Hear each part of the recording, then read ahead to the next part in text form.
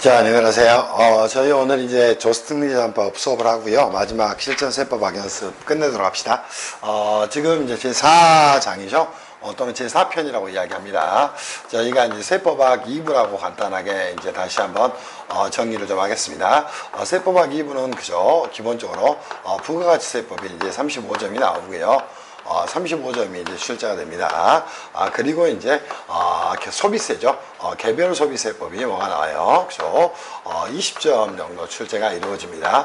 그리고 나서 이제 지방세법이 출제가 이루어지는데 지방세법도 이제 20점 정도 출제가 이루어집니다. 그리고 나서 출제되는 부분이 어디예요? 조세특례 제한법에 대한 내용이 그치 25점 정도 이제 출제가 됩니다. 여러분들이 이제 생각할 때 그죠? 그치 항상 세법을 법학적으로 이제 공부를 하기 위해서는 가장 중요한 게 조세 특례와 또 조세특례 제한에 관한 법률, 그지? 여기에 이제 모든 것들이 다 있어요. 그래서 조세특례 제한법을 공부를 할 때는 여러분들이 이제 가장 먼저 공부를 해야 될 게 뭐가 된다, 그지? 총칙에 있는 그지? 용어 정의를 정확히 좀 하고 가셔야 됩니다, 그지? 용어 정의에서 이제 가장 중요한 게 조세특례일 거예요, 그죠? 그럼 조세특례는 뭐가 있는가? 그리고 우리는 이제 조세특례에 대한 규정만 두는 게 아니겠죠. 이 조세특례를 말하는 것도 제한하는 규정도 두고 있다는 거예요. 그러면 조세 특례의 뭐에 대한 것이 제한에 대한 내용도 살펴보기를 바랍니다. 근데 용어의 정의로 간다면 조세특례라는 건 조세특례 제한을 포함하는 개념이 되는 거예요. 또 하나 이제 여기 정리할 게 있다면 뭐 있어요? 그죠? 자, 그죠? 과세 이연이라는 제도하고 또 하나 뭐가 있어? 그죠? 2월 과세에 대한 내용들이 있을 거예요. 이런 것들에 대한 용어를 좀 정비를 해 놓기를 바랍니다. 물론 얘네들은 뭐가 됩니까? 그치? 조세 특례에 대한 것이 간접 특례 내용이 되는 겁니다. 그래서 간접 감면의 내용이 되지만 그런 것들도 여러분이 정확히 좀 정리를 하고 가셔야 돼. 그러면 조세 특례라는 건 과연 뭐가 될까요? 그죠? 기본적으로 우리가 이제 법인세법 공부를 할 때도 또는 소득세법 공부를 할 때도 이런 것들을 이제 한번 보셔야 됩니다. 자, 법인세에 대해서 산출세액이 나왔습니다. 그러면 당연히 산출세액에서 세액 감면 또 세액공제를 빼는 거예요. 그때 법인세법상 세액공제만 있냐? 그렇지는 않다는 거야. 조세특례 제한법에 요건을 충족하는 경우에는 조세특례 제한법에 뭐 또 그죠? 세액공제도 작동을 시키게 되는 겁니다. 그리고 법인세법에 이제 세액 감면에 대한 제도는 없어요. 그러면 조세특례 제한법에서는 조세 정책적 목적에서 세액 감면에 대한 규정을 두고 있어요. 또 하나 뭐가 있을까요? 준비금 등에 대한 준비금의 손금 산입 등에 대한 제도를 두고 있다. 그치? 물론 비과세에 대한 내용도 두고 있지만 이런 것들을 뭐라고 했냐? 조세 특례다 이렇게 이야기를 하게 됩니다. 그리고 조세 특례 제한은 뭐가 될까요? 당연히 그치? 그죠? 자, 입금 산입 규정이라든가 또는 그죠? 송금 불산입 규정들을 말한다. 이렇게 이제 그치? 정리를 하면서 여러분이 정비를 좀 하고 가셔야 됩니다. 그리고 이제 이 조세 특례를 다시 한번 세분을 한다면 그죠? 직접 감면이라는 거고 이 세액 감면은 다시 한번 이제 두 개로 나눌 수 있어요. 그죠? 물론 여기서도 이제 직접 감면이라는 커다란 개념을 가지고 이런 것들을 나눌 수도 있다고 그래서 직접 감면이라는 제도하고 또는 간접 감면이라는 제도 이런 것들을 여러분이 그죠? 먼저 이제 정비를 좀 하고 가셔야 됩니다. 무슨 말씀인지 이해할 수 있겠지. 그리고 이제 우리가 조세특례 제한법의 목차를 보면 그죠? 2장에서는 뭐가 나옵니까? 직접 국세에 대한 조세특례 규정이 나오게 됩니다. 그치? 시험은 그죠? 이 직접 국세에 대한 어디까지? 조세 특례 규정까지가 시험에 나옵니다. 오케이? 자, 그럼 직접 국세가 뭔지를 알아야 되겠지. 근데 세법을 숫자로 공부하다 보니까 이 직접 국세가 뭔지도 몰라요. 그죠? 그럼 직접 국세는 뭐가 될까? 그죠? 자, 납세 의무자는 곧 뭐가 되는 거예요? 그죠? 곧 그죠? 세금을 부담하는 자, 즉 담세자가 되는 형태의 국세를 뭐라고 이야기한다. 그죠? 직접 국세다 이렇게 이야기를 하게 됩니다. 그에 반해서 그죠? 또 하나 이제 규정을 두고 있는 게 뭐가 있다? 간접 국세에 대한 뭐가 있다? 조세특례 규정이 존재를 하게 돼요. 얘네들은 뭐가 됩니까? 그죠? 납세 의무자와 담세자가 달라지는 형태를 말하게 됩니다. 그래서 여러분들이 이제 이런 내용을 나올 때 공부를 어떻게 하셔야 되냐면 굉장히 많은 이제 특례 규정이 존재를 하게 됩니다. 이때 그때도 이제 공부를 이렇게 하는 거예요. 어떤 제도가 하나 나오게 됩니다. 그러면 당연히 첫 번째 여러분들 공부를 해야 할 거 뭐가 한다? 취지에 대한 내용을 공부하셔야 돼요. 두 번째 뭐를 공부하셔야 돼? 적용 요건에 대한 내용을 공부를 하셔야 됩니다. 여러분 시험은 거의 취지하고 이 적용 요건까지 물어보는 것에서 끝납니다. 오케이? 그리고 혹시 적용 효과에 대한 부분을 간단하게 정리를 좀 하시면 될 거고, 또 하나 뭐예요? 조세 정책적 목적에 부합하지 않다면 뭐를 사후관리를 통해서 역시 뭘 하게 됩니까? 추징 등을 하게 됩니다. 이런 역시 프레임을 가지고 여러분이 공부를 해 가셔야 돼요. 그래서 사실 조세특례제한법은 총칙 규정을 수업을 하고 나면은 역시 나머지는 할 필요가 없어요. 그래서 책들이 굉장히 두껍게 쓰여져 있는데 아무런 의미가 없습니다. 자, 여러분이 한번 보시면서 조세특례제한법 공부는 어떻게 하는 것이다. 최근에 이제 이슈 역시 중심으로 이제 공부를 좀 하시는 게 굉장히 좋아요. 그래서 공부를 할 때는 혹시 신설 규정이 있다든가 또는 최근에 경제계획 역시 자 뭐가 한다 이슈 자 이런 것들이 역시 시험에 출제될 가능성이 굉장히 많다 이런 생각으로 공부를 좀 해나가시기를 바랍니다. 저희도 이거를 뭐 직접적으로 아주 긴 수업을 할 생각이 전혀 없어요. 그래서 2번 강의하고 끝낼 생각입니다. 이제 조세특례제한법 가서 총칙으로 가서 문제를 한번 풀어보면서 지금부터 수업을 시작을 좀 하도록 할게요. 조세특례제한법 총칙 가서 학시 정비를 한번 해보도록 합시다. 자, 가시죠. 조세특례제한법 총칙 가서 이제 정비를 좀 해보도록 합시다. 조세특례제한법은 가장 중요한 게 저는 총칙이라고 봅니다. 그래서 무조건적으로 여러분들은 총칙 규정에 대한 완벽한 좀 이해를 좀 하셔야 됩니다. 오케이? 그래서 제1절로 가서 조세특례 제한법, 조세특례제한법 총칙으로 가서 정리를 좀 할게요. 다시 한번 여러분이 여기서 정리할 것 무엇이다. 역시 용어 정리를 정확히 좀 하라는 겁니다. 그래서 특히나 이제 조세특례 와 관련된 내용을 좀 정리를 하시고요. 또 조세특례를 줬는데 이게 제한되는 사유에 대한 부분을 꼭 같이 먼저 정리를 좀 하고 가셔야 됩니다. 그리고 조세특례 제한법에 뭐가 돼요? 제도의 이제 취지 역시 왜 이러한 제도를 뒀을까? 역시 이런 것들을 좀 생각을 해보셔야 돼. 기업에게 이제 너무도 많은 역시 세부담이 생긴다면 안 되겠죠. 그래서 특정 투자를 활성화한다든가 또는 고용을 창출한다든가 역시 또 기업의 구조용 등을 원활하게 하기 위한 거라든가 이런 조세 정책적 목적에서 둔 제도가 뭐다? 조세 특례 제한법이 되는 거예요. 그래서 여러분이 항상 취지를 쓸 때는 조세 정책적 목적에서 이 규정을 두고 있다 이런 생각을 하면서 공부를 좀 해 나가시기를 바랍니다. 그리고 이제 물어볼 만한 내용은 거의 없어요. 그럼 다시 한번 이 조세 특례를 가게 되면 이 조세 특례는 뭐다? 아시 크게 두 개로 나눌 수 있다는 거. 하나는 뭐 있다? 직접 감면이라는 거하고 또 간접 감면이라는 거로 나눌 수가 있어요. 여기에 대해서 이제 의의와 종류 정도를 여러분이 종류 정도를 정리를 해 놓으시면 참 좋지 않을까 이런 생각이 좀 듭니다. 오케이? 자, 지금부터 이제 문제 풀면서 여러분하고 갈 거예요.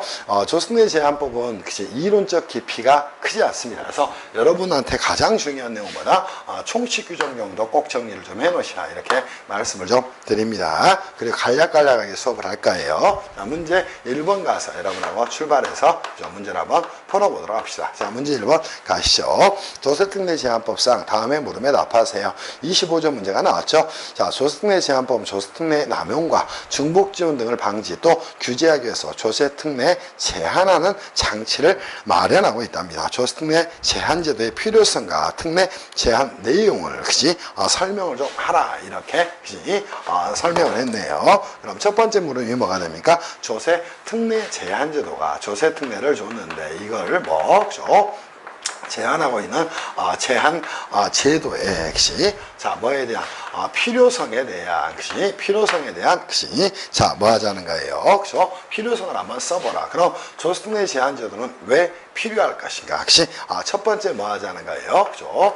중복적인 지원을 뭐 하자는가? 방지를 좀 하자는 겁니다. 오케이? 두 번째 뭐 하자는가? 중복 지원을 방지함으로써 자 뭐 하자? 최소한 필요한 뭐는 재정 수입은 뭐 할 수 있도록 확보할 수 있도록 하자는 겁니다. 오케이? 이게 이제 조세특례 제한제도를 자 뭐 두고 있는 이유가 된다. 여기서 이제 키워드가 되는 건 제한이 되겠죠. 또 하나 뭐가 돼요? 그죠? 그죠? 조세 역시 중립성을 좀 확보를 하자는 겁니다. 그를 통해서 뭐하다? 조세 공평주의를 실현하자. 이 정도 이제 여러분이 답을 썼다면 아주 좋은 답이 될 거예요. 이거를 가지고 꼬리를 만들어서 문제를 풀어가기를 바랍니다. 그리고 이제 특례, 그죠? 제한의 내용을 한번 조세 특례 뭐에 대한 그죠? 특례, 그죠? 제한의 역시 자 뭐에 대해서 내용에 대해서 역시 정리를 좀 하자. 역시 첫 번째가 뭐가 있어요? 중복 지원의 배제에 대한 규정이 두고 있다는 겁니다. 그래서 중복 지원에 뭐가 있다? 배제에 대한 규정을 두고 있다. 역시 그래서 투자세 공제 간의 뭐는 중복 지원은 역시 적용을 배제한다든가 또 투자산에 대한 세액 공제 중복 적용을 배제한다든가 역시 등등등이 존재한다. 이렇게 정리를 좀 해놓으면 되겠죠. 두 번째 뭐 있어요? 최저한세 등에 대한 규정을 두고 있다는 겁니다. 이거는 뭐가 돼?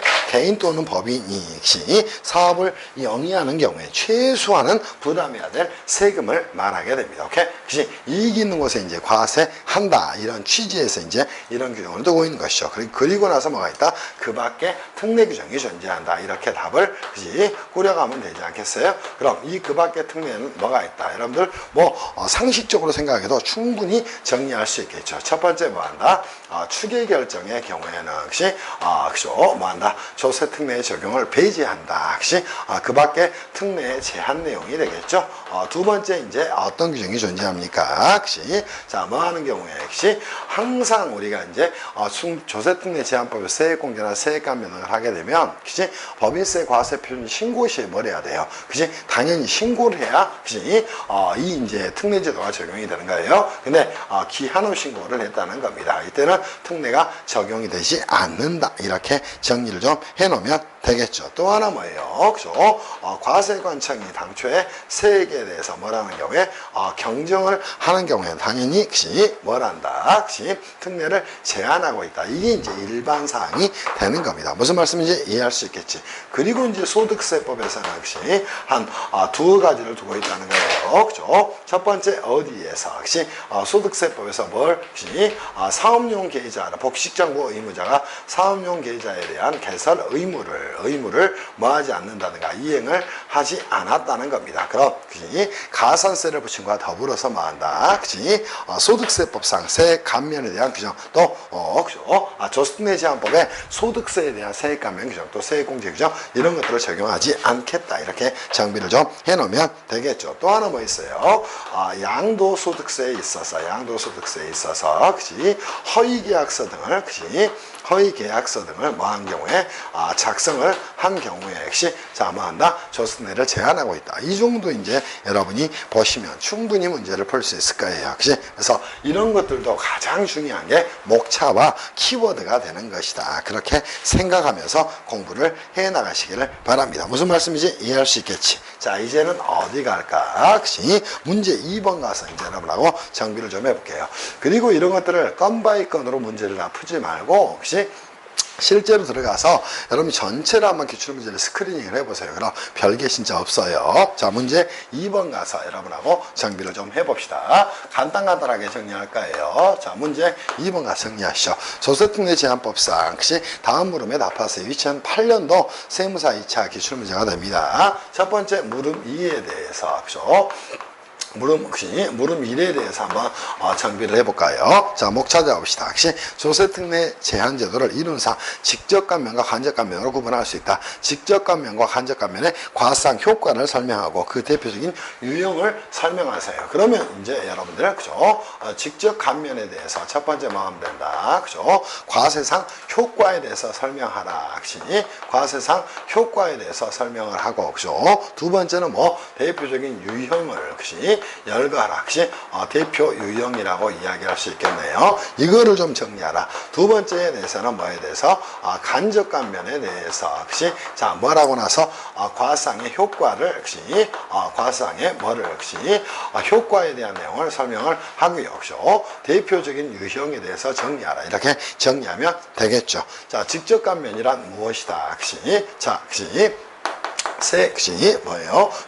자, 누구, 납세무자의 세부담에, 그시, 자, 뭐를, 직접적, 그시, 효과를 뭐, 발생시키는 것으로, 자, 뭐다, 조세부담에, 그시, 조세부담의 감소에 대한, 그시, 영구적 효과가, 그시, 효과가 뭐 하는 거, 발생하는 걸 뭐라고 이야기한다? 그시, 직접감이다. 이렇게 이야기를 하게 됩니다. 여기서 이제 키워드는 뭐예요? 세부담의 직접적 효과 발생, 또 영구적 효과 발생. 이게 이제 키워드가 되는 겁니다. 거기에 이제 대표적인 유형으로 뭐 있나요? 그죠? 첫 번째, 세액 공제가 존재한다. 두 번째, 세액 감면이 존재한다. 또 하나 뭐가 존재한다? 그치? 비과세가 존재한다. 또 하나 뭐 있다? 소득공제 등이 존재한다. 이 정도 이제 글을 써가면 충분하지 않겠어요? 그리고 뭐 이런 것들 좀 써주면 충분하겠네. 자, 간접감면의 내용을 정리하시면 되겠죠? 세부담의 자, 뭐를 간접적 효과를 뭐 하는 것으로, 그죠? 발생시키는 것으로, 그죠? 조세부담의 뭐를, 부담의, 일시적, 그죠? 감소 효과를 뭐 하는 것이다? 발생시키는 것이다. 이렇게 이제 여러분이 글을 잡아가면 되겠네요. 그래서 세부담의 간접적 효과가 키워드가 되는 것이고, 일시적 감소 효과를 발생시키는 것이다. 이렇게 정리하면 되겠죠. 여기 이제 대표 유형에는 뭐 있나요? 준비금의 손금산입이라든가, 중금비금의 손금산입이라든가, 또 과세 이연이라든가, 또 하나 뭐가 됩니까? 2월 과세 등이 존재한다. 이렇게 이제 정리를 좀 해놓으시면 되겠지. 이게 이제 물음 1에 대한 내용이 되는 거예요. 그리고 물음 2로 가서, 최근 세법은 동업기업 과세특례 제도를 도입했답니다. 동제도에서 도입하고 있는 동업기업 과세특례 제도의 개념, 또 과세특례의 취지를 설명하라. 이런 식의 이제 문제가 주로 출제되죠. 이 문제는 제가 이제 수정을 좀 해놓은 거예요. 그럼 물음 2에서, 여러분이 정리할 건 첫 번째 뭐가 있다. 동업기업 과세특례 제도에 대한 개념을 한번 설명하라. 이렇게 정리했네요. 과세 특례 자, 뭐를 개념을 설명하라. 이렇게 정리했네. 저 같으면 이런 문제는 의의하고, 적용 대상 정도로, 여러분들 좀 정리를 할 것 같아요. 그럼 의의는 뭐가 됩니까? 자, 어디에서는 동업 기업 단계에서는 뭐 하지 않고, 자, 과세하지 않고, 자, 동업자 단계에서, 동업자 단계에서 뭐 하는 것이다. 과세함으로써, 뭐 하는 것이다. 과세를 종결시키는 제도를 말한다. 오케이? 자, 얘를 동업기업 과세특례라고 이야기를 하게 됩니다. 적용 대상 기업은 어떻게 될까요? 자, 첫 번째 민법상 조합. 두 번째 뭐가 있을까? 상법상 뭐가 돼요? 조합. 또 상법에 의한 한 명 합자회사. 한 명 또는 합자회사. 또 뭐가 있나요? 자, 또 하나 이제 여러분들이 정리할 내용이 있다면, 자, 회계법인, 법무법인 등, 법인, 법무법인 등, 또 세무법인 등, 법인 등, 자, 이런 것들이 뭐다? 동업기업 과세특례 적용 대상자가 되는 겁니다. 그렇다면 이제, 이 제도의 뭐예요? 동업기업 과세특례 제도의 취지는 무엇이다? 자, 보세요. 당연히 이제 민법상 조합이나 상법상 조합의 경우에 문제가 되지 않겠지만, 상법상 한 명회사 합자회사, 또 회계법인 법무법인의 경우에는 얘네들이 뭐가 됩니까? 법인입니다. 오케이? 그러면 이 법인을 뭐라고 이야기해요? 동업기업이다. 이렇게 이야기를 하는 거야. 그럼 동업기업 단계에서는 뭐 하지 않고, 과세를 하지 않고, 동업자 단계에 과세를 함으로써 뭐 한다? 과세를 종결해버리는 겁니다. 그러면 자, 어떠한 제도의 취지를 가지고 있다는 것이야? 이 동업기업 뭐예요? 도관의 성격이 강하다는 겁니다. 그럼 첫 번째 뭐 한다? 실질과세 원칙을, 자, 원칙을 뭐 하기 위한 것이다? 구현하기 위한 것이다. 오케이? 또 이중과세 조정을 위한 자, 뭐예요? 불필요한 장치를 뭐 하자는가? 제거하자는 겁니다. 제거를 통해서 납세자의 편의를 도모하자. 편의를 뭐 하자? 도모를 하자는 겁니다. 또 하나 뭐예요? 세무행정에 뭐 하자는가? 편의를 뭐 하자는 것이야? 도모를 하자는 거. 이런 것들이 뭐가 됩니까? 기본적, 취지가 된다. 이렇게 답을 꾸려나가면 되겠죠. 충분히 정비할 수 있을 것으로 생각합니다. 생각을 합니다. 이렇게 정비해 놓으시기를 바랍니다. 무슨 말씀인지 이해할 수 있겠어요? 답을 쓸 때도 이렇게 쓰고 옆에다가 하나씩 추가해서 정리를 해 놓으시면 충분히 정리가 되고 또 이해마저 될 것이라고 생각을 합니다. 자, 이제는 그죠? 여러분하고 어디 갈 거냐면 제2절로 가서 직접국세에 대한 특례로 가서 정리를 좀 하도록 하겠습니다. 그치? 생각보다 이제 쉽죠? 그래서 총칙이 이제 가장 중요한 내용 중에 하나예요. 나중에 문제 보면은 이 총칙 규정을 가지고 섞어서 이제 출제한 경우들이 많습니다. 그래서 최근에는 총칙 하나 또 직접국세에 대한 조세 하나 이렇게 이제 출제를 하거나 또는 그죠? 한 3개 정도로 쪼개가지고 채점하기 편하게 출제를 하는 경우가 굉장히 많아요. 그래서 그런 부분에 이제 유념을 하시면서 하나만 주거라 하지 말고 전체를 아는 공부를 좀 해나가시길 바랍니다. 특히나 세법학은 여러분이 공부하실 때 전체를 공부할 수 있도록 노력을 하셔야 됩니다. 무슨 말씀인지 아시겠어요? 그래서 제가 이제 수업 시간에 조승래 제한법을 세법학 기본 강의에서도 했고 그죠? 또 어디서도 통합세법학 강의에서도 했는데 그 부분에 대해서 여러분들이 잘 들으시면서 보완을 좀 해 가셔야 될 거예요. 무슨 말씀인지 아시겠지? 이렇게 정리를 좀 하라는 거예요. 이제는 제2절로 가서 여러분하고 추가적인 내용으로 정비를 좀 해드리겠습니다. 제2절 가시죠. 자, 여러분 시험은 거의 이 직접국세에 대한 것까지 조세 특례까지만 출제가 이루어집니다. 그래서 이 직접국세에 대한 조세 특례에서 이제 가장 중요한 게 여러분이 먼저 아셔야 할 게 뭐가 됩니까? 그죠? 가장 중요한 내용이 중소기업에 대한 특례가 될 거예요. 그죠?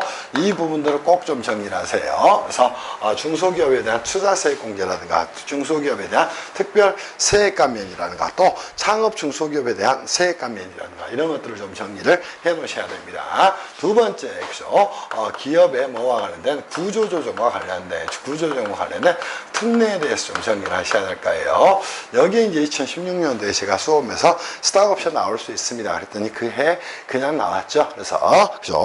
자, 스탁옵션에 대한 과세 특례하고 납부 특례 제도가 이제 나왔을 거예요. 그죠? 또 하나 이제 여러분들 정리를 한다면 그죠? 고용과 관련된 요즘 이제 워낙 이제 실업 문제가 크다 보니까 그죠? 고용과 관련된 그죠? 특례 규정들을 아울러 좀 정리를 해 놓으시기를 바랍니다. 그리고 그죠? 현재 이슈가 되고 있는 그죠?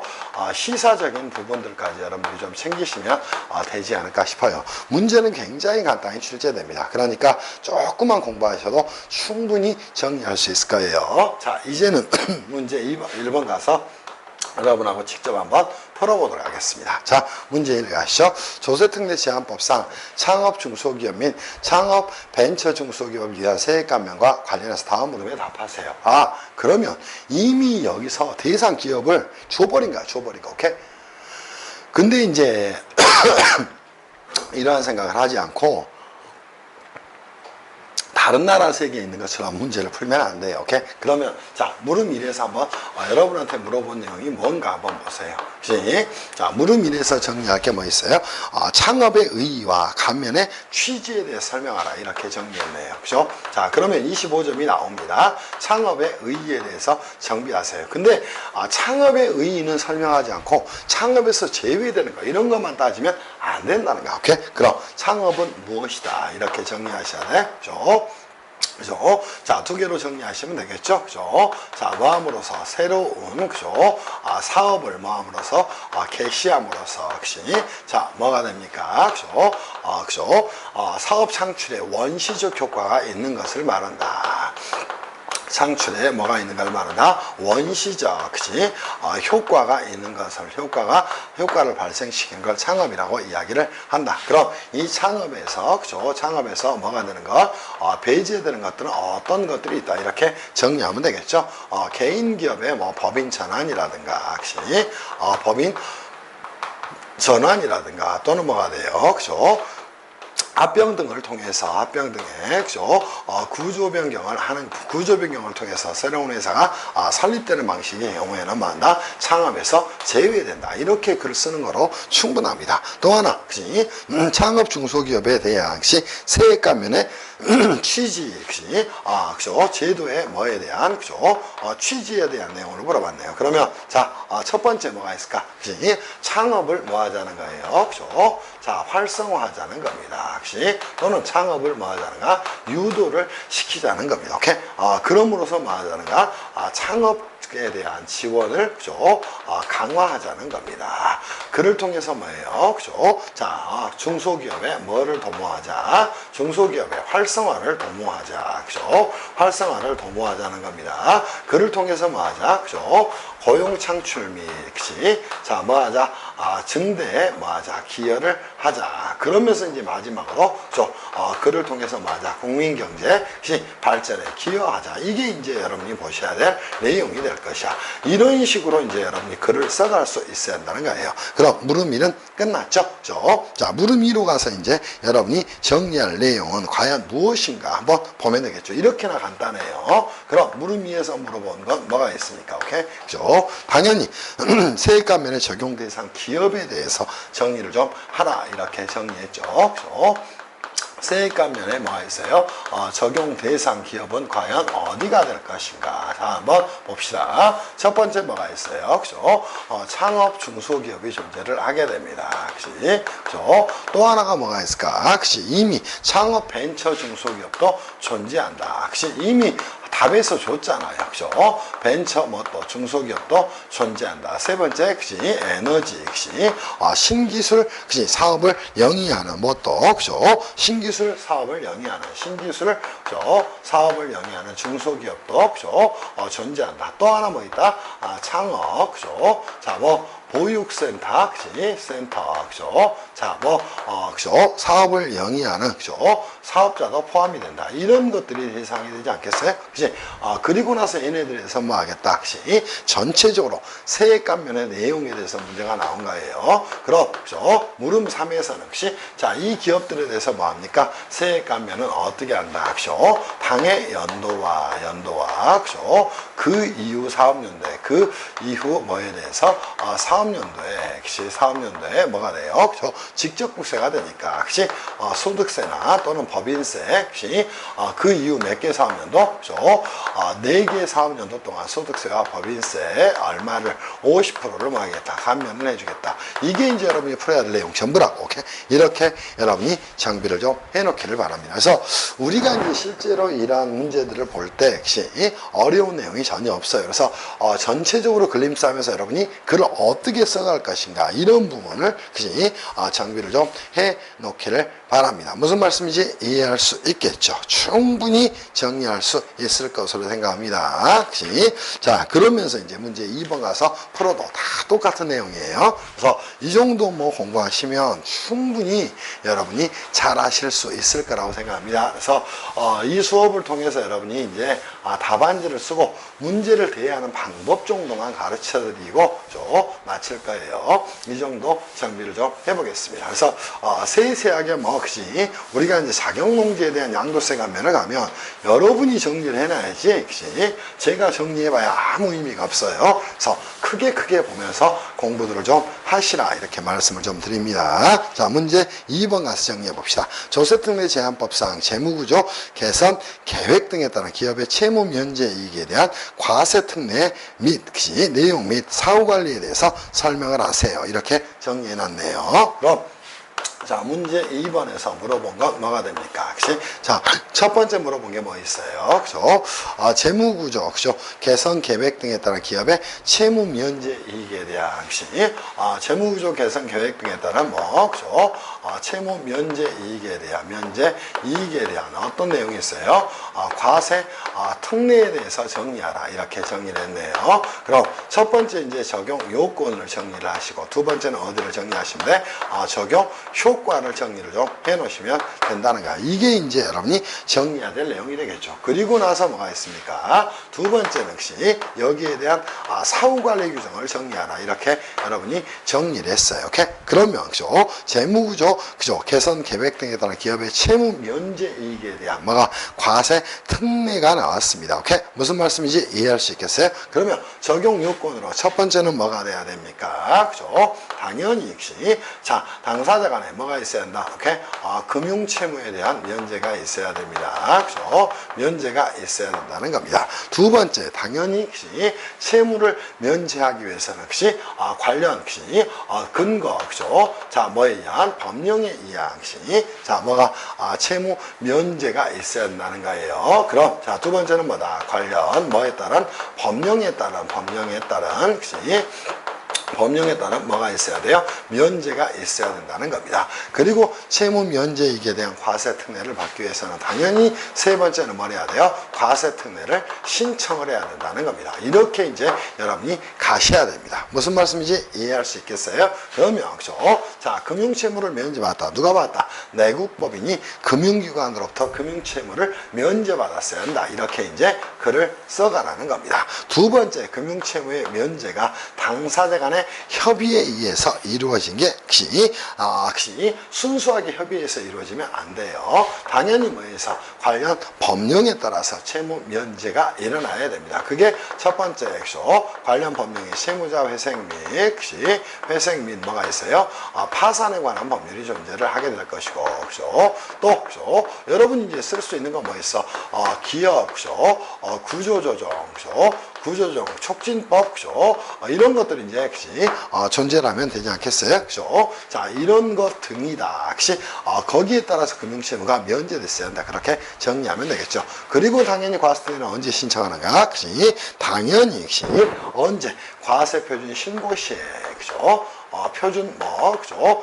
신고 시에 과세특례를 신청하는 것이다. 이게 이제 봐야 될 내용 전부예요. 그래서 대부분 적용 요건은 이 정도로 정리를 해 놓으시면 될 겁니다. 그러면 당연히 적용 효과는 어떻게 될까요? 자, 첫 번째는 누구? 면제받은 법인이 하나 존재할 거예요. 그럼 면제받은 누구의 법인의 경우에는 또 그죠? 면제한 뭐에 대해서는 그죠? 금융기관에 대해서는 어떻게 처리를 할 것인가 이렇게 정리하면 되겠죠. 당연히 면제받은 법인에 대해서 채무면제이익을 입금에 산입하면 그죠? 당연히 안 되겠죠. 오케이? 무슨 말씀인지 이해할 수 있겠어요. 그죠? 자, 뭐 한다? 역시 그죠? 언제서 역시 면제받은 법인의 경우에는 역시 당해 연도와 역시 자, 뭐 그 다음 3개년도 동안 역시 당해 연도와 그죠? 자, 뭐 한다? 역시 그 다음 얼마 동안 3개 사업연도 동안 그죠? 사업연도까지 뭐 한다는가? 그죠? 입금에 산입하지 않는다는 겁니다. 이렇게 이제 가볍게 쓸 수 있어야 됩니다. 오케이? 그리고 나서 그 이후에 얼마 동안 그죠? 3개 사업연도 동안 뭐 해서 그죠? 균분한 금액을 뭐 한다? 그죠? 균분 금액을 뭐 한다? 그죠? 입금에 산입한다. 이렇게 이제 정리를 해주면 끝날 내용이 되겠죠. 그리고 면제한 금융기관의 경우에는 당연히 뭐로, 그죠? 대손시 뭐로, 그죠? 면제한 금액에 대해서는 뭐 한다? 그죠? 당연히 해당 금액에 대해서 대손상각비로, 그죠? 인정을 해서 뭐 한다? 그죠? 손금에 뭐 한다? 역시, 산입할 수 있도록 해주고 있다는 겁니다. 이게 이제 여러분이 보셔야 할 내용이 될 거예요. 그리고 나서 사후관리에 대한 내용 작동을 시키면 되겠죠. 당연히, 역시, 금융채무를 면제받았어요. 이거는 이제 기업의 계속성을 위해서 면제해 준 거야. 근데, 역시, 자, 뭐 하기 전에, 역시, 입금 산입하기 전에, 즉, 그죠? 자, 뭐 하기 전에, 입금 산입, 뭐 하기 전에, 그죠? 자, 뭐라거나, 사업을, 그죠? 폐지를 했다는 겁니다. 역시, 사업을 폐지했어요. 또 하나는 뭐 한 경우에는, 역시, 해산을 한 경우에는, 사업 폐지라거나 해산한 경우에는 뭐 한다? 당연히, 역시, 해당 입금에 산입하지 않은 금액, 전액을 뭐 한다? 역시, 전액을 뭐 한다? 입금에 산입한다. 역시, 이렇게 정리를 좀 해놓으시면 되겠죠. 이게 이제 문제 2번에서 여러분이 보셔야 될 내용, 사실상 전부가 되는 겁니다. 그래서 굉장히 문제가 어렵지 않죠. 그래서 여러분들이 뚝뚝뚝 잘 정리하시면 충분히 이런 문제들을 풀 수 있을 것으로 생각합니다. 오케이? 자, 그리고 이제 문제 3번으로 가서 여러분하고 정리를 좀 하도록 할게요. 그죠? 정리를 좀 하도록 하겠습니다. 혹시 자, 한번 정리를 해 보도록 하시죠. 그죠? 자, 문제 3번 가서 혹시 형식만 문제를 이렇게 출제했지 다 똑같습니다. 조세특례 제한법상 다음 사례를 읽고 그죠? 물음에 답하세요. 그죠? 사례입니다. 도매업을 영위하는 내국법인 A회사는 수도권 과밀억제권역 내에 있는 사업에 사용하기 위해서 사업용 자산에 해당하는 유통산업 합리화시설을 2019년 8월 현재 새로 취득하는 투자를 하고자 한답니다. 이에 A회사는 세무사 가백에 어떠한 조세특례가 있는지를 문의하면서 고용창출 투자세액공제를 적용받을 수 있는지에 관해서 자문을 했답니다. 오케이? 자, 단 2019년도 상시 근로자 수는 2018년도 상시 근로자 수보다 증가할 것으로 가정한다. 이렇게 정리를 해놓으면 되겠죠. 그러면 이 문제의 본질은 뭐가 돼? 고용창출 투자세액공제에 대해서 물어보려고 하구나. 혹시 자, 여기에 대해서 이제 여러분이 정비를 좀 해 놓으시면 될 것 같아요. 근데 답에서 이미 자, 뭐가 나왔나? 문제 3에 대한 내용입니다. 자, 문제 3에서는 여러분이 자료를 보면서 문제 3입니다. 자, 한마디로 여기서는 자료 정리할 용어가 혹시 자, 내국법인 A라는 겁니다. 혹시 자, A가 어디서 투자를 하려고 한다는가? 수도권, 그죠? 자, 과밀 억제권역, 그죠? 자, 내에서 뭐라 하려고 하는가? 투자를 하려고 한답니다. 그때 이제 키워드가 되는 건 이거가 되겠죠. 그러면 보자마자 저는 1번하고 3번은 끝나버렸다고 생각을 합니다. 오케이? 그러면 역시, 자, 여러분이 이제 정리해야 될 내용이 뭐가 있을까?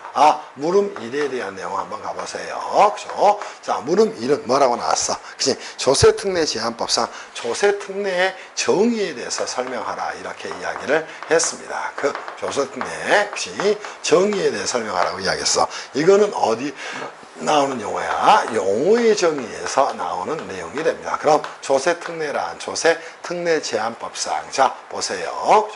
첫 번째 세액공제 역시 자 뭐가 있다? 조세 특례에 관계되는 내용을 좀 쓰셔야 됩니다. 이거 플러스 뭐까지? 조세특례 역시 제한까지를 포함하는 개념이다. 이렇게 이제 글을 잡아가셔야 돼. 그럼 조세특례 제한법상 조세특례에는 뭐가 있을까? 그죠? 세액공제 두 번째 뭐 있어? 그죠? 세액감면 그죠? 또 하나 뭐 있어? 그죠?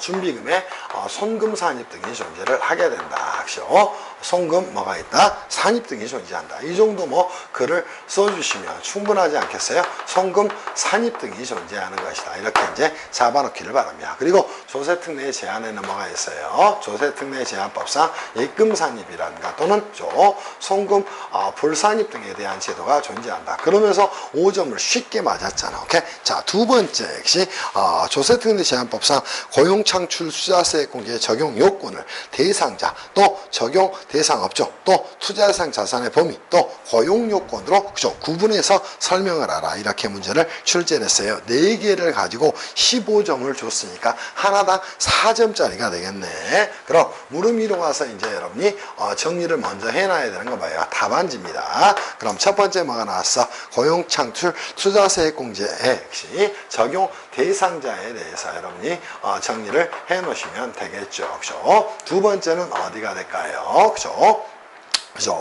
자, 두 번째는 뭐 적용 대상 업종에 대해서 이제 정리를 해 놓으면 되지 않을까요? 그죠? 그리고 이제 세 번째 뭐를 물어봤나요? 그죠?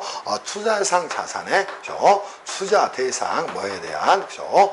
자산의 역시 범위에 대해서 이제 정리를 해 놓으면 되겠네. 그리고 네 번째 정리할 게 뭐 있어요? 고용 요건 그죠? 이미 이거는 답을 줬잖아요. 오케이? 자, 뭐보다 역시 직전 연도 그죠? 직전 연도 그죠? 상시 근로자 수가 주어를 이렇게 쓰면 되겠죠. 그죠? 상시 근로자 수가 역시 근로자 뭐가 그죠? 수가 그죠? 직전 연도보다, 그죠?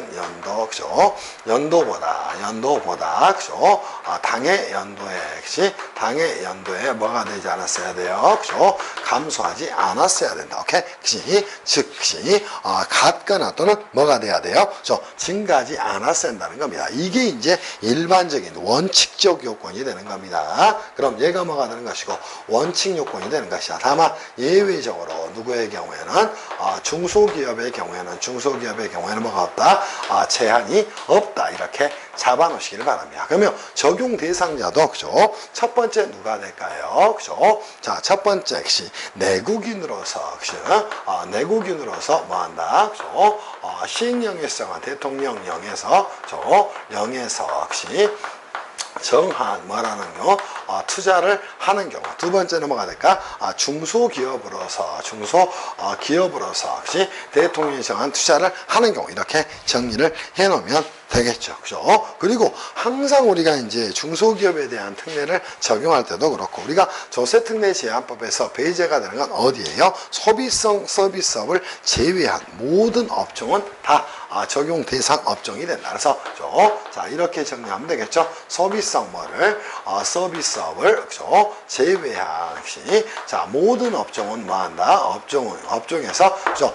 뭐한다? 고용 창출에 대한 투자세 공제 적용 대상이 되는 것이다. 이렇게 정리를 해놓으면 되겠죠. 그죠? 그리고 이제 역시 여러분이 뭐 정리를 해놓을 내용 뭐 아무것도 아니네요. 그죠? 자, 뭐가 됩니까? 역시 투자산 대산의 범위의 경우에는 한 서너 가지 정도 정리를 좀 해놓으면 되겠죠. 자, 뭐가 된다? 건설업의 경우에는 그치? 자, 뭐가 사업용 고정자산이 대상이 된다. 그치? 그리고 그죠? 그 밖의 업종의 경우에는 뭐 있다? 그죠? 유통 합리화, 그치? 자, 시설이, 그치? 대상이 된다. 그치? 직접 사용하는 뭐가, 그죠? 유통, 그죠? 합리화 시설 등이 된다. 그치? 이렇게 정리를 좀 해놓으면 되겠네요. 그리고 이제 물음 4에서 정리할 부분, 물음 3에서 정리할 부분은 간단하게 정리합시다. 자, 수도권 과밀 억제권역 내에서 투자를 하려고 합니다. 오케이? 이거는 국토의 이제 균형 발전에 저해가 되는 거예요. 그래서, 그죠? 당연히, 역시, 자, 어느 경우에는, 중소기업의 경우에는, 역시, 수도권 과밀 억제권역 내 투자의 경우에도 뭐가 고용 창출에 대한 투자세 공제가 적용이 되겠지만, 역시, 자, 역시, 중소기업 외의 경우에는 적용되지 않는다. 이렇게 정리를 좀 해놓으세요. 그래서 중소기업의 경우에는 뭐하지만 역시 수도권 과밀 억제권역 내에서도 과밀 억제권역, 그죠? 자, 어디에서도 내에서도 뭐가 되지만 역시 투자를 한 경우에도, 그죠? 투자를 한 경우에도 뭐 적용이 되지만 중소기업 외에 역시 자, 외의 경우에는 뭐 한다. 역시 적용이 되지만 역시 적용되지 않는다. 뭐 이 정도 정리하면 충분히 정비할 수 있지 않을까 싶어요. 그래서 최근에 이제 2017 또 18 전부 다 이제 이렇게 나온 내용이다. 이렇게 좀 정리를 좀 해 놓으시기를 바랍니다. 그리고 이제, 그죠? 문제 4번 갔더니 또 똑같은 문제가 나왔어요. 그래서 사실상 이제 문제 4번 정도까지 하게 되면 여러분이 뭐 거의 끝난 내용이다. 이렇게 보셔도 괜찮습니다. 그래서 4번 가서 정비를 한번 해봅시다. 문제 4번 한번 가서 정리 한번 해보세요. 자, 이런 문제가 이제 비정상적으로 나왔어. 그래도 당황하시면 안 돼. 그치? 그리고 소설 쓰지 마. 항상, 그치? 여러분이 이 안에 답을 넣는다는 마음으로 글을 쓰시면 충분히 이 부분이 해결되지 않을까 싶어요. 그래서 이 정도 뭐 정비를 해 보겠습니다. 자, 어디 갈까요? 문제 4번 가서 이 부분까지 정리를 좀 해보도록 하시죠. 많이 썼네요. 많이 써서 이제 칠판이 좀 더러우니까 한번 닦고요. 그죠? 자, 문제 4번까지 풀고 잠시 쉬었다가 이제 여러분하고 할 거예요. 그래서 다음 타임까지만 수업을 할 생각입니다. 나머지들은 여러분이 정리하셔도 돼요. 그래서 조세특례 제한법에 대한 부담을 좀 줄이고요. 오히려 이제 부가세, 또 개별 소비세, 지방세법 잘 하시고 조세특례 제한법 여러분이 글을 적당하게 목 찾아와서 쓰기만 해도 점수를 꽤나 많이 줍니다. 그래서 그렇게 여러분이 정비를 좀 해놓으세요. 자, 한번 가서 정리합시다. 문제 4번입니다. 자, 3번은 2017년도 문제, 문제 4번은 2018년도의 기출문제입니다. 자, A는 조세특례 제한법에서 규정하는 중소기업인 내국범이라는 겁니다. 갑은 A가 고용한 종업원으로 내국인인 거주자가 된답니다. 아래 물음에 답하세요. 그죠? 자, 물음 1 한번 가서 정리해 봅시다. 그죠? 물음 1은 혹시 자 뭐가 됐나요? A는 상시 근로자에 대한 임금을 인상하고 일부 비정규직 근로자를 정규직으로 전환해서 조세특례 제한법에 근로소득을 증대시킨 기업에 대한 세액공제를 적용받고자 한답니다. 그러면 이 문제에서 그죠? 자 근로소득을 혹시 증대시킨 뭐에 대한 기업에 대한 뭐를 혹시 조세특례 제한법상 세액공제를 적용을 받고자 한답니다. 혹시 자 이게 이제 혹시 기본적인 것이 문제가 되네요. 1번 물음 나왔죠? 그죠? 자, 첫 번째 이제 1번 물음입니다. 한 2점짜리, 3점짜리 정도 되겠어요? 3점 정도 되겠네요. 오케이? 혹시 운용 취지 혹시 한번 좀 정리를 좀 해 보도록 합시다. 자, 첫 번째 운용 취지는 뭐가 될까요? 그죠? 운용 취지입니다. 혹시 다시 한번 그죠? 자, 뭐 하자는 거야? 그죠? 자, 고용을 뭐하고 창출하고 그죠? 뭐 하자? 혹시 증대해서 혹시 뭐 하자? 혹시 실업에 대한 적극적 그죠? 해소를 좀 하자. 오케이? 두 번째 뭐 하자? 중소기업에 그죠? 중소기업에 대한 혹시 자, 뭐를 지원을 뭐 하자는 거예요? 강화를 하자는 겁니다. 오케이? 그를 통해서 혹시 자, 뭐 하자는 것이야? 중소기업의 뭐를 혹시 활성화를 도모를 하자. 이런 것들이 뭐 취지가 되지 않겠어요? 자, 답을 쓸 때도 동그라미를 하나 쓰셔도 괜찮습니다. 그를 통해서 맞아 국민경제 발전에 맞아 발전에 기여하자. 이 정도 썼다면 충분히 이제 멋진 답이 되겠죠. 두 번째, 상시근로자의 임금 인상 관련 요건에 대해서 혹시 정리를 좀 해보기를 바랍니다. 혹시 임금 인상 관련 요건 이미 이제 답에서 준 거나 똑같아요. 그죠? 상시근로자에 해당 과세연도에 혹시 평균 임금 증가율이 뭐 그죠? 3개 사업연도에 뭘 해야 됩니까? 그치 평균 임금 증가율보다 커야 되겠죠. 그래서 자 뭐 그죠? 임금 인상의 요건에 대해서는 인상의 어디에서는 요건에 대해서는 이미 문제에 그치 자료를 가지고 답을 쓰셔도 충분하다는 거. 오케이? 그러면 그죠? 자 뭐가 됩니까? 그치 해당 과세연도의 평균 임금 증가율이 이렇게 정리하면 되겠죠.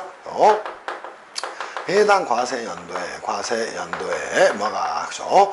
평균 임금 증가율이 역시 임금 뭐가 증가율이 역시 자 뭐보다 역시 최근 그죠? 자 얼마 동안 3년간 그치 평균 임금 그치 임금 증가율보다 컸어야 된다. 이렇게 정비해 놓으면 되질 않겠어요. 그죠? 이게 임금 인상의 요건이 되는 겁니다. 세 번째, 정규직 근로자 관련 요건을 각각 설명을 좀 하라는 겁니다. 그러면 이것도 이미 답에서 이미 자료를 준 거예요. 그러면 정규직 근로자의 그죠? 근로자의 요건에 대해서 정리를 좀 하자는 겁니다. 그럼 첫 번째 뭐가 됐어야 돼요? 그죠? 당해 연도에 뭐가 있어야 됩니까? 당해 연도에 역시 자 뭐가 있어야 돼? 정규직 그죠?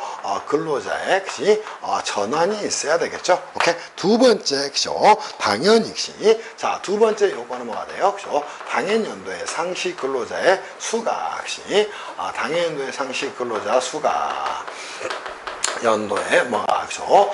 상시 근로자의 수가 역시 수가 뭐보다 직전 연도보다 역시 직전 연도보다 역시 자 뭐 하지 않았어야 돼요? 감소하지 않았어야 된다. 오케이? 이게 이제 역시 물음 1에 대한 내용 전부겠네. 그렇지 않아요? 그치? 자 그리고 이제 이것만 물어보기 뻘쭘하니까 이거를 10점으로 내고 물음 2 5점, 물음 3 5점 이렇게 정리를 좀 하세요. 자 물음 2에서 물어본 건 뭐예요?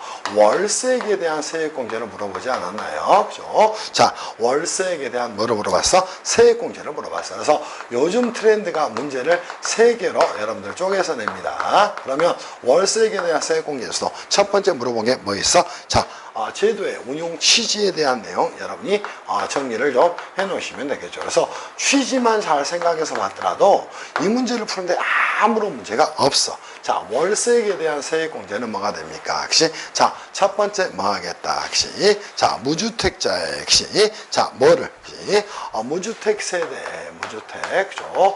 세대에 대한 뭐를, 그치? 그죠?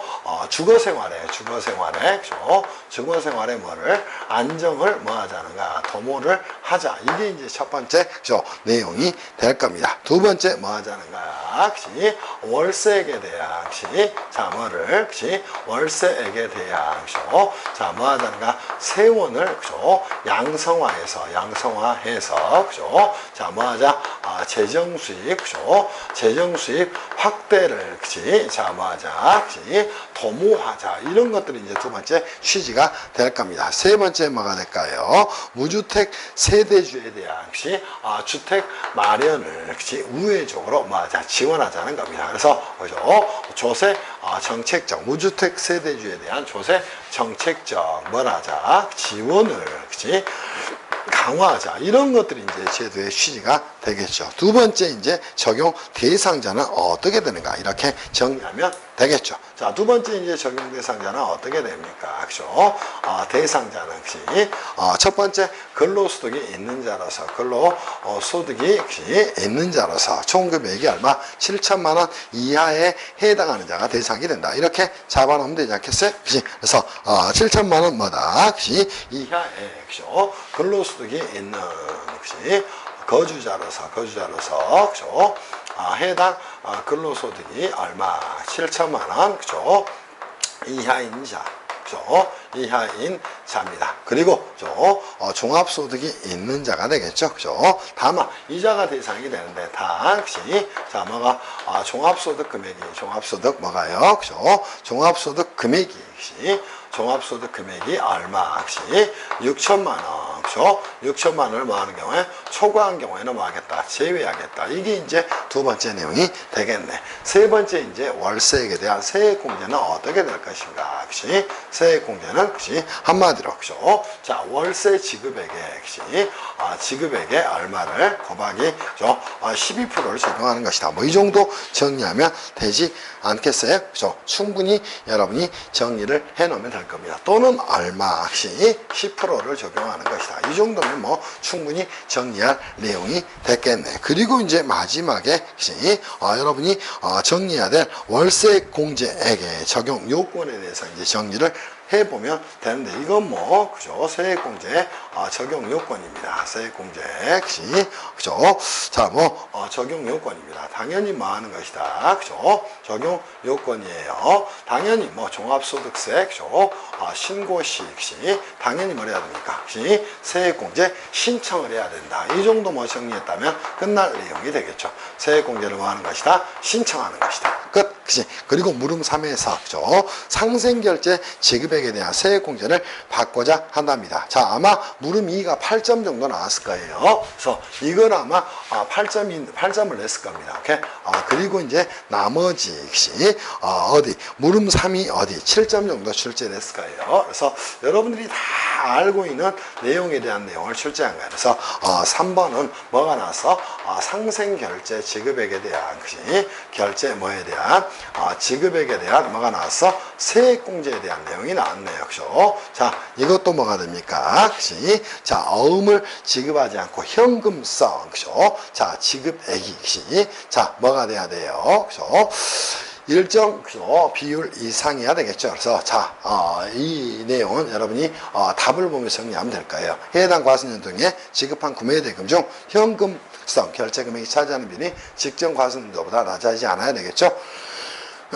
또 하나, 해당 과세연도에 구매대금을 지급하기 위해서 결제한 약소금이 직전 연도보다 높아지질 않아야 되겠죠. 오케이? 그게 이제 상생결제 지급액에 대한 세액공제 요건이 된다. 이 정도 보시면 돼요. 그래서 대표적인 내용으로 여러분들 시험에서 나왔던 내용이 다 이겁니다. 오케이? 그래서 문제 3번, 4번이 최근에 출제되는 유형이 되는 거예요. 그리고 5번은 이제 조문지 시험 문제가 나왔어요. 그래서 잠시 쉬었다가 5번에 대한 내용을 살펴보고요.